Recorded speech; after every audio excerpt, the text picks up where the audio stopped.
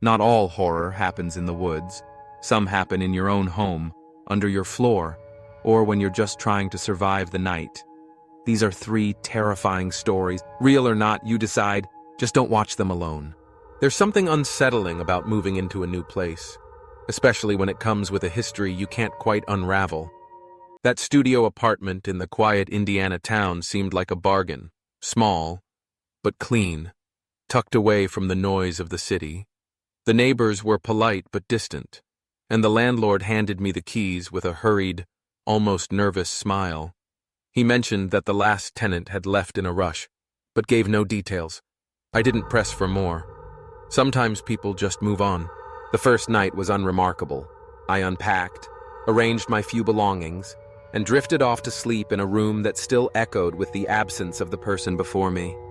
But on the second night, everything changed. In the early hours, I woke to a sharp, rhythmic creaking overhead. My mind, thick with sleep, tried to make sense of it, but there was no upstairs. The building was a single story. I lay there, heart pounding, listening to the sound as it faded into silence. Maybe it was the old pipes or the settling of the structure. That's what I told myself. The next morning, as I made my way to the fridge, I spotted something that hadn't been there before. A yellow post-it note, curling at the edges. The message was simple, written in hurried, slanted handwriting. You're not alone. A joke? Maybe the landlord, playing a prank to break the ice? I dismissed it, but unease settled in my chest. That night, curiosity and fear got the better of me. I set up my phone to record while I slept, propped on a stack of books facing my bed. I needed to prove to myself that nothing was wrong, that my mind was just playing tricks. The next morning, I watched the footage with a sense of dread. At first, there was nothing but the rise and fall of my own breathing. But then, from beneath the bed, a shape began to move. A woman, pale and thin, crawled out slowly, her movements unnatural, almost deliberate. She stood at the foot of the bed, her face twisted into a chilling smile. She watched me sleep, motionless, patient, for hours. When dawn approached, she slipped back under the bed, vanishing as quietly as she had appeared. I barely packed. The sun was only just rising when I left, my belongings thrown haphazardly into my car. I never looked back, never returned for the deposit or the things I'd left behind. Later, I found out what I should have known from the start. The previous tenant hadn't just left. They'd vanished without a trace. Months later, when the police opened the floorboards, they found hair and teeth wedged between the rotting wood. They never found the rest. Not the tenant, not the woman from my video, not even a name. Just a whisper of something that lingered in that apartment, waiting for someone new to move in. Some places hold on to secrets, clinging to them like shadows in the corner of your eye. Sometimes, those secrets reach out, desperate not to be forgotten. And sometimes, you're left wondering if the things you saw were ever real at all, or if you just stumbled into a story that had been waiting, silent and patient, for someone else to play their part. I'm a night nurse. Night shifts in a hospital are a world unto themselves. While the rest of the city sleeps, the fluorescent lights flicker over empty corridors, and the steady beep of monitors becomes a lullaby for the few souls awake. But that night was different. The power outage plunged everything into an unnatural darkness, deeper and more suffocating than anything I had ever experienced. For a brief moment, the generator kicked in, humming to life, offering a fragile sense of security. But it lasted only 5 minutes.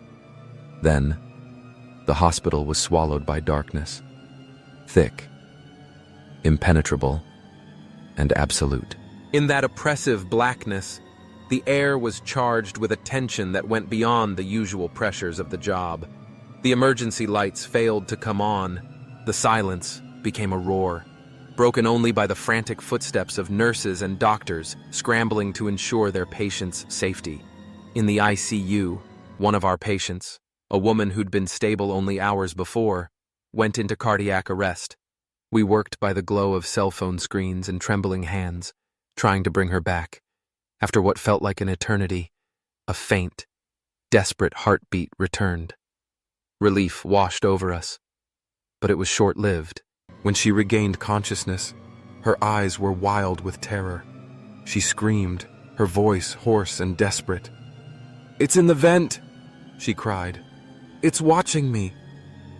Her words echoed down the hallway, unsettling everyone within earshot. We tried to soothe her, to reassure her that nothing was there, but her fear was unshakable. Even as we calmed her, I couldn't shake the feeling that something was wrong, something beyond our understanding. The days passed, but her words lingered in the back of my mind. I tried to dismiss it as a hallucination brought on by trauma, stress, or medication. But a few nights later, as I walked down the staff corridor, I heard something strange coming from the vent above my head. It was subtle at first, a faint, irregular rustling, like fabric brushing against metal. Then, clear as day, I heard the sound of breathing, slow, deliberate, and far too deep to belong to any of my colleagues. I stopped, my heart pounding in my chest, and then, from the darkness within the vent, a voice whispered my name. Not a shout, not a call, just a barely audible murmur, stretched and distorted, as if coming from another place entirely. Chilled to the core, I reported it to security. They took it seriously, at least at first. The next day, they reviewed the security footage from that hallway, focusing on the time between 3:11 and 3:13 in the morning. What they found was inexplicable. For 2 minutes, the camera captured the image of a figure, tall, impossibly thin, and unclothed, crawling through the ventilation system. Its movements were unnatural, almost insect-like, and its face was turned away from the lens. The security team dismissed it as a glitch, an artifact of failing equipment during the blackout. But I saw the footage for myself. It was no glitch. The incident gnawed at me, and I couldn't ignore the growing sense of unease that haunted every shift. Whispers spread among the staff. Some said they felt watched. Others reported hearing voices, sometimes their own names, echoing from the walls. After 2 weeks, I couldn't take it anymore. I handed in my resignation and left, hoping distance would bring peace. But the calls still come. My old colleagues say the strange occurrences continue. They hear my name late at night, scrawled on walls where no one has been. Sometimes, they catch glimpses of movement in the vents, just at the edge of their vision. The hospital remains a place of healing, but now, it's also a place haunted by something that watches, waits, and remembers. And I, too, remember every night long after I've left its shadowed halls. I was driving across Nevada on an empty stretch of highway. It was after midnight, and there were no cars for miles. The desert night swallowed the world in a cloak of blackness, broken only by the steady beam of headlights stretching ahead, carving a narrow path through the endless Nevada emptiness. The highway was a thin ribbon connecting nowhere to nowhere. The silence outside absolute, save for the low hum of the engine and the soft rustle of wind against the car. Clock hands crept past midnight, and the sky above was a bowl of ink, pinpricked with distant, silent stars. Miles slid by beneath the tires, hypnotic in their sameness. Then, as the road curved gently through a swath of desert scrub, I noticed something strange. On the edge of the headlight's reach, two bright pinpoints reflected back. At first, I thought they were the eyes of a deer or coyote, but these were set too high. They hovered at a height that suggested a person, standing unnaturally still among the creosote and sage. As I drew closer, the eyes vanished, swallowed by the darkness as if their owner had simply melted away. But then, another set appeared, further up the road, and then another, always just at the edge of sight, always disappearing before I could get a clear look. My heart began to pound, a cold knot tightening in my stomach.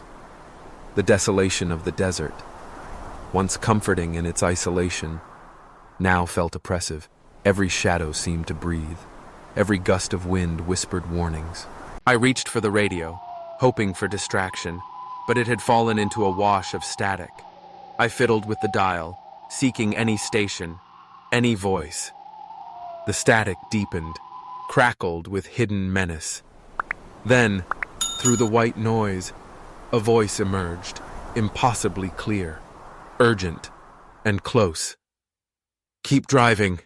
Don't look at them." The words sent a shiver racing up my spine.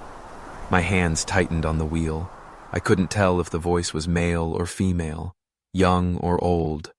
It echoed in my mind, threaded with a fear that was not my own.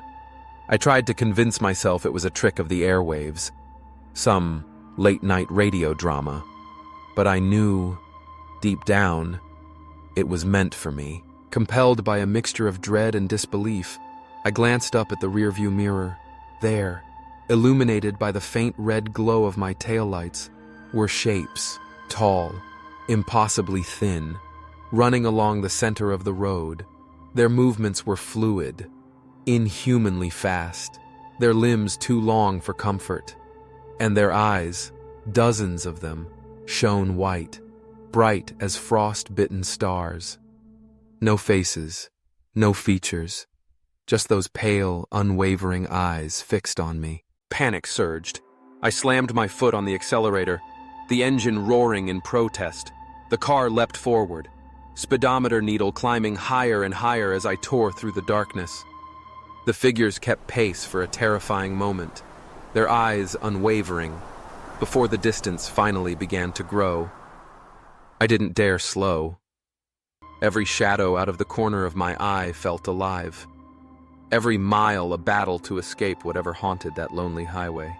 40 miles later, the glow of a gas station appeared on the horizon, a lonely oasis of fluorescent light in the sea of blackness. I pulled in, heart still racing, sweat slick on my palms. The world felt lighter here, the night less absolute, but I could not shake the feeling of being watched. Inside. The attendant looked up from behind the counter, his gaze lingering a moment too long. There was a knowing in his eyes, a flicker of concern. "You're lucky," he said, voice low and certain. "Most people who see the white-eyed ones never make it this far." The words hung in the air, heavy and final. I realized, with a chill, that the desert keeps its secrets well, and that some are best left unspoken and unseen. If you've made it this far, maybe you're not alone either. Which story creeped you out the most? Leave a comment below, and don't forget to subscribe for more real horror stories, straight from the vault.